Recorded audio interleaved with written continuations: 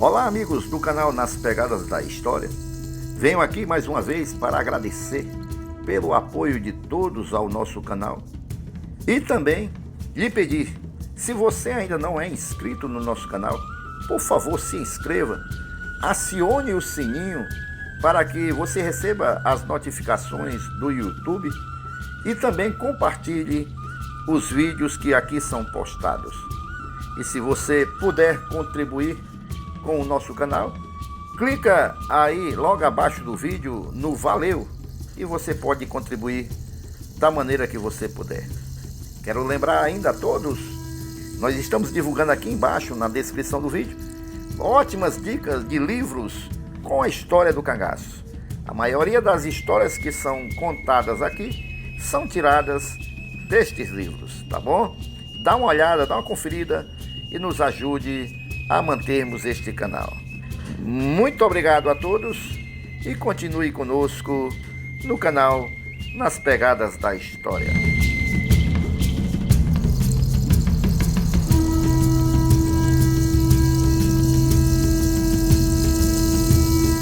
O vídeo que você verá a seguir está baseado numa entrevista feita ao coiteiro Manuel Félix pelo então jornalista Juarez Conrado e publicada no dia 28 de maio de 1980 no jornal A Tarde de Salvador. Nascido e criado em Poço Redondo, de onde jamais se afastou, trabalhando sempre no campo, Manuel Félix, um sertanejo calmo e tranquilo e certamente a principal testemunha de tudo o que ocorreu com Lampião e seu bando durante os 7 dias de permanência na Grota do Angico, onde, surpreendido pela tropa do Tenente Bezerra, encerrou tragicamente os 22 anos de aventuras pelos sertões de 7 estados nordestinos. Durante muito tempo, conviveu com Lampião, sendo por ele encarregado de aquisição de mantimentos na Feira de Piranhas, no estado de Alagoas, do outro lado do rio São Francisco, bem à frente de Canindé. Manuel Félix, como a grande maioria dos moradores de Poço Redondo, em Sergipe, de uma certa idade, viu de perto o Lampião, a quem jamais traiu ou temeu, porque dele ignora qualquer crueldade praticada na região contra os que ali viviam.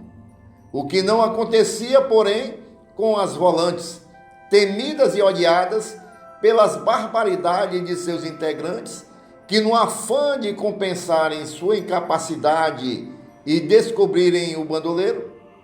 martirizavam com seus impiedosos tratamentos a quantos julgavam coiteiros. Manuel Félix, amigo particular de Virgulino Ferreira da Silva, a quem reconhece um homem fino e educado, embora lamentando o seu trágico fim, porque um homem como Lampião não devia morrer assim, confessa ter sentido uma frescura de alívio no espinhaço ao certificar-se de sua morte, pois mais dia menos dia sabia que também ele acabaria torturado pelas desumanas volantes. Manuel Félix, que já conquistara a confiança de Lampião, teve a oportunidade de fazer algumas viagens em companhia do famoso bandoleiro, a última das quais a localidade conhecida como Capoeira, às margens do rio São Francisco, fato ocorrido após sua chegada à Gruta do Angico. Em meio à viagem, pegaram uma cabra, do que se encarregou o próprio Manuel Félix, com ela preparando o almoço, já por volta das 4 horas da tarde. Propositadamente, tendo em vista que o encontro se daria à beira do rio, por onde navegavam muitas canoas, Lampião permaneceu escondido no mato até o cair da noite, quando foi se avistar com o fazendeiro Joaquim Risério, com quem fizera as pazes após longos anos de feroz inimizade. O que conversaram ninguém veio a saber, pois a reunião entre ambos foi sigilosa em local reservado. Já de retorno à gruta, um fato chamou a atenção de Manuel Félix: a preocupação de Lampião e seu bando em não matarem cobras por mais venenosas que fossem. Disso, aliás, o próprio coiteiro teve provas quando distraidamente ia pisando uma cascavel que surgira em meio ao caminho. Pegando de um pau para matá-la, foi impedido por Zé Sereno, que não permitiu, procurando com muito jeito fazer com que a cobra retornasse aos matos de onde havia saído. Em outras oportunidades, 4 ou 5 dias antes da chacina, Manuel Félix, em companhia do seu irmão Adalto, foi até a gruta levar para Lampião certa quantidade de doce de coco, por ele muito apreciado. Tendo o cangaceiro bastante satisfeito, agradecido o presente, logo distribuindo em pequenas quantidades com algumas mulheres do grupo, como Maria Bonita, Enedina, Sila, Dulce e Maria, mulher de Juriti. Nesse dia havia chegado um sobrinho de Lampião chamado de José, de 18 anos, a fim de entregar-se ao bando, tendo Lampião encarregado o coiteiro de comprar na feira de Piranhas, a lagoa, do outro lado do rio, a mescla para preparar o bornal do jovem, o que, entretanto, não chegou a acontecer, como veremos mais adiante. Conquanto nada lhe disse diretamente, porque com ele não conversava sobre assuntos internos do grupo, Manuel Félix ouviu de Lampião, na véspera de sua morte, está na expectativa da chegada de Ângelo Roque, o labareda, que fora a Jeremoabo, e de Corisco, que se encontrava do outro lado, em Alagoas. Embora a conversa sobre esses dois bandoleiros fossem com Zé Sereno, Manuel Félix sentiu por parte de Lampião certa preocupação ante a demora dos mesmos. Preocupação que o levou a conjecturar sobre um possível encontro com as volantes, hipótese logo descartada, porque, segundo disse, se fosse macaco, a gente já tinha sabido. Até às 18 horas do dia 27 de junho de 1938, às vésperas da morte de Lampião, quando deixou a grota, Manuel Félix não registrou a chegada de nenhum dos celerados, confirmando-se depois que se encontravam ausentes no momento do cerco pela tropa do tenente João Bezerra. Outro detalhe muito importante, relatado por Manuel Félix, é o que se relacionava às ligações de Lampião com influentes fazendeiros, principalmente nos estados de Bahia, Alagoas e Sergipe, embora sempre com o cuidado de não revelar, nem mesmo aos seus mais chegados seguidores, a identidade desses indivíduos. Na última semana de vida, Lampião manteve lá no Angico contato com vários desses fazendeiros, através de emissários que despachavam secretamente, dos quais, por motivos óbvios, exigia absoluto segredo de suas missões, geralmente com o objetivo de ganharem dinheiro, mantimentos, armas e munições. De quem chegava ou de onde chegava, o que ele precisava, Lampião fazia questão de não relatar, mantendo tudo sob o mais completo sigilo. Por volta das 15 horas do dia 27 de julho de 1938, 13 horas, portanto, antes do cerco que lhe causou a morte, Maria Bonita, que na opinião de Manuel Félix não competia em beleza com Sila, deixou a gruta onde se encontrava com os companheiros e foi banhar-se no riacho que passa próxima à entrada da mesma. O coiteiro descreveu-nos a fiel e corajosa companheira de Virgolino Ferreira da Silva como uma mulher baixinha, toda redondinha, uma carinha bonita e com 2 olhos pretos e grandes, morena clara, cabelos negros e lisos, quadris relativamente largos, cintura fina, tendo os braços e pernas roliços e muito bem feitos. Muito prosista e conversadeira. Brincava bastante com algum dos bandoleiros, pelos quais era respeitada, apesar de muitos deles levarem essas brincadeiras mais além, como Luiz Pedro, por ela chamada de Catitu, e que gozava da maior confiança e intimidade da mesma e do próprio Lampião, seu compadre. Nessa tarde, por sinal, depois de caçoar com Luís Pedro, deixando de fazê-lo somente no momento em que se dirigia para o riacho, o bandoleiro, que estava sentado sobre uma pedra, deu-lhe uma palmada mais ou menos forte nas nádegas, fazendo-o correr na direção do pequeno córrego, enquanto Lampião, que a tudo assistia, sorriu como se nada tivesse acontecido. Manuel Félix recorda-se que na véspera da chacina, quando esteve com Lampião,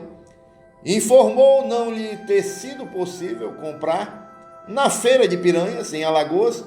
tudo o que ele mandara: carne, peixe, queijo, agulhas, chapéu de couro, uma máquina de costura e brim e mescla, pois a polícia passou a vigiá-lo. Ainda assim, entregou as agulhas de Maria Bonita, devolvendo a Lampião os 200 contos de réis que dele recebera para adquirir mantimentos. Conversaram durante longo tempo, comendo queijo que chegara da fazenda Bulungu, de onde o bando havia recebido certa quantidade de farinha e açúcar. Lampião mostrava-se bem disposto, pedindo-lhe, inclusive, que ele cedesse o cinturão em virtude do seu já se encontrar bastante estragado. Também Maria Bonita, muito prosista e conversadeira, conversou com Manuel Félix, procurando informar-se da situação financeira do mesmo e dos seus familiares. Aliás, desde o primeiro encontro que teve com o grupo, na Fazenda Bom Jardim, em Sobradinho, no local conhecido como Olho d'Água de Antônio Jorge, quando foi levar banha de peixe que o seu tio Lisboa Félix, também amigo e coiteiro de Lampião, mandara para o cangaceiro Boa Noite passar no joelho doente, que Maria Bonita demonstrou haver gostado dele. Nesta tarde, dia 27 de julho, Manuel Félix recorda-se de que vários cangaceiros jogavam cartas, entre eles Juriti, Passarinho e Sereno, Luís Pedro, José Julião, Moeda, Mergulhão, Cochete, Alecrim, Fortaleza, Cajazeira, Criança, Quinta-feira, Elétrico, Marcela, Canário e Caixa de Fósforo, enquanto outros passeavam nas proximidades. Luís Pedro teve oportunidade de mostrar-lhe e ao seu tio Caduda, que estava em sua companhia, grande quantidade de ouro guardada numa pequena caixa, como anéis, correntões e argolas. Este bandido, de estatura mediana, claro, cabelo miúdo e muito alegre, juntamente com Manuel Moreno e Zé Sereno, preparou a comida para o grupo na véspera da morte. Embora não lhe revelassem plano de ataque a qualquer cidade, Manuel Félix pôde ver que o grupo contava com grande quantidade de armas e munições, como fuzis e revólveres, além de punhais. Na última tarde que teve de vida, Lampião, segundo Manuel Félix, estava absolutamente tranquilo, chegando mesmo a fazer pilhérias quando soube do medo que causava ao coiteiro a possibilidade de ser descoberto pelas volantes. Aliás, nos últimos meses, Lampião parecia mais acomodado, um tanto diferente, porque sempre estava pensativo, o que não o impedia, porém, de manter a autoridade sobre o grupo,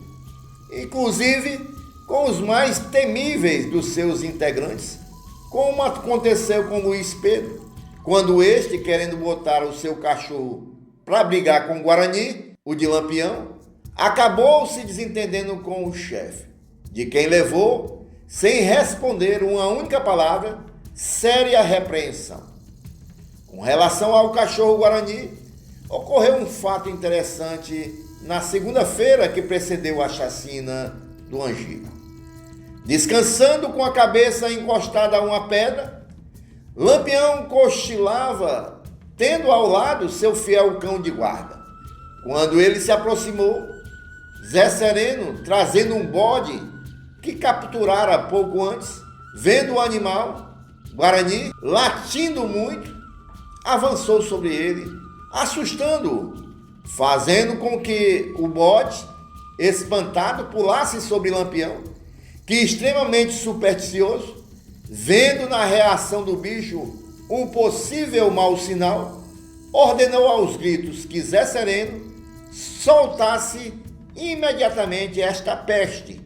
no que foi prontamente atendido. Até às 18 horas do dia 27 de julho de 1938, aproximadamente, Manuel Félix permaneceu no Angico, de onde saiu com a recomendação feita por Lampião para retornar no dia imediato, madrugando ainda, pois eles teriam que viajar, tudo indicado que, como das vezes anteriores, a última das quais na fazenda Santa Filomena, distante 2 léguas da sede de Poço Redondo. Iria receber 50 ou 100 mil réis de gratificação pelo serviço que prestou. O encontro que jamais iria se realizar, pois, de acordo com as instruções recebidas, ao se dirigir na madrugada do dia imediato, 28 de julho de 1938, para a Grota do Angico, a certa distância, ouviu o tiroteio terrível, o que lhe deu a convicção de que, afinal, a volante, houvera descoberto o esconderijo de Virgulino Ferreira da Silva. Cercara-o e se encontrava dando-lhe combate, sobrevindo a morte do rei do cangaço, naquele fatídico dia.